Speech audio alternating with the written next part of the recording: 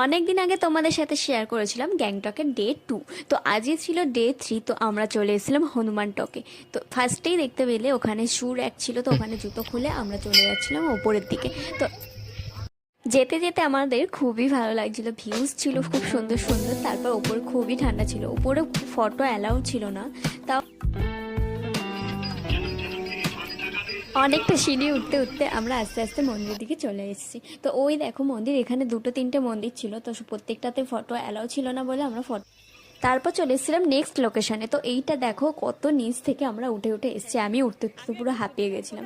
তো এই ছিল এই মনেস্টারিটা, খুবই ভালো ছিল। তো এখানটা আমাদের পুরো শান্ত এরিয়া ছিল, তো এত ভালো লাগছিল। এখানে দেখো ওরা প্রচুর প্রদীপ জ্বালিয়ে রাখছিল, ওইগুলো পুরো ঘিয়ের প্রদীপ। তারপর চলে এসেছিলাম রোপওয়ে।